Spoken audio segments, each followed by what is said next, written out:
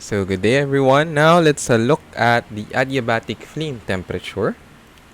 Ang adiabatic flame temperature natin, this happens when a exothermic reaction occurs in a container that does not allow the escape of heat to the surroundings. So it's an adiabatic container.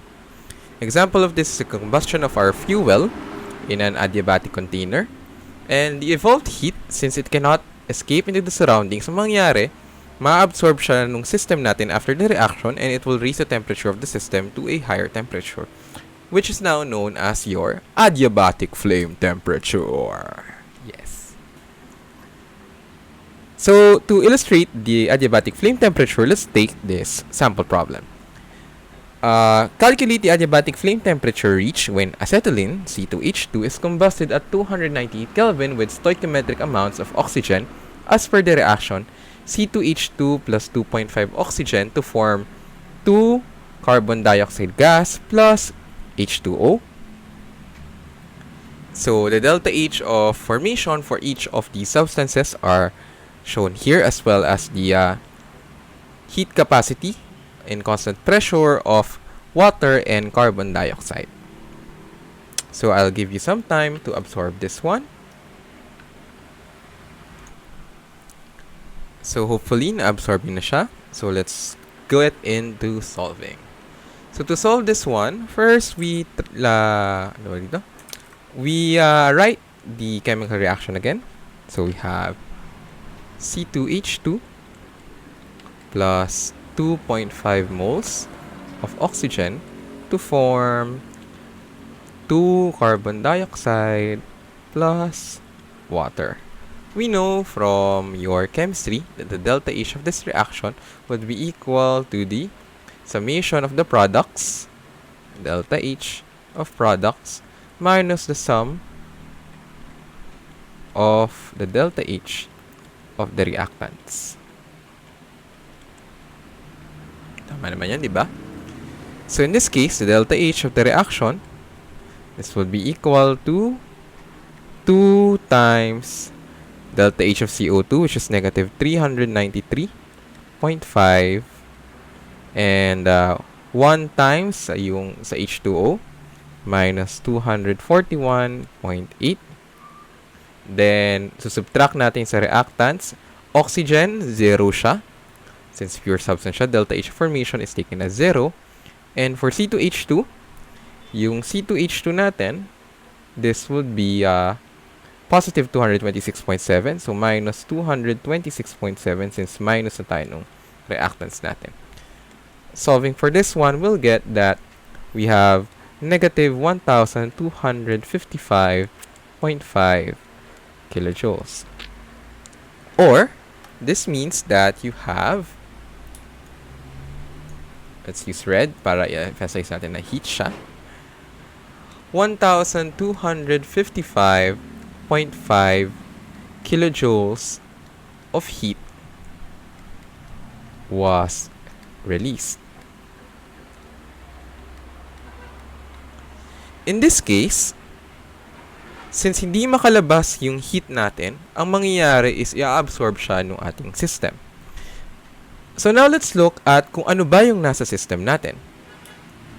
So sa system natin, before the reaction, this is black again, before the reaction, ang nasa system natin is yung reactants lang natin.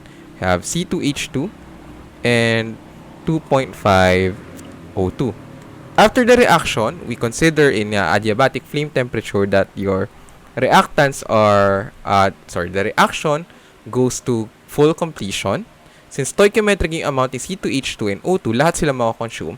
And kinoconsider natin, meron tayo ditong 2 CO2.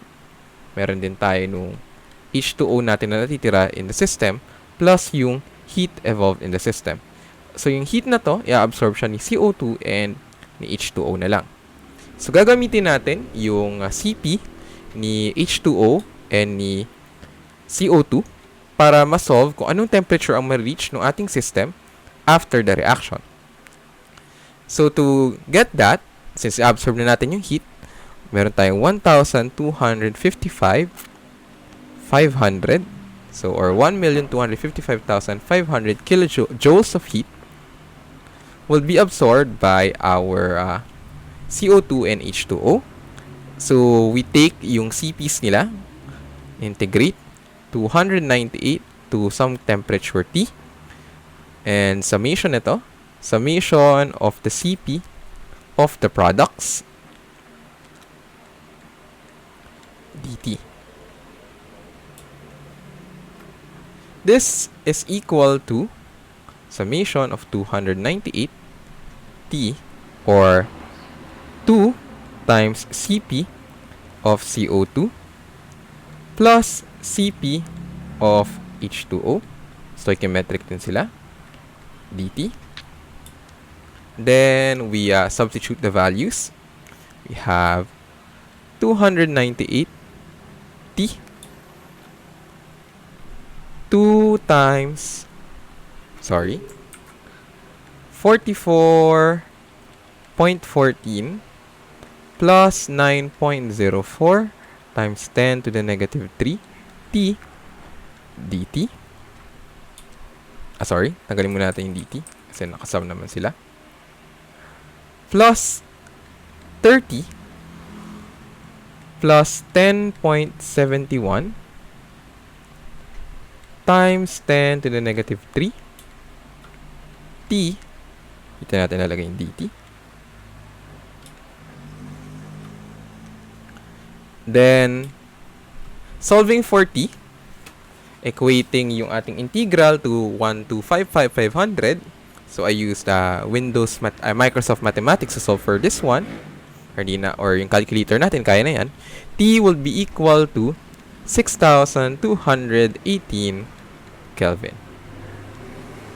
So, ibig sabihin nito, yung adiabatic flame temperature na na-reach natin is this one. Or yung system natin after niyang mag-react, 6,218 Kelvin, yung kanyang theoretically na temperature na marireach. So, zoom out, and zoom back in.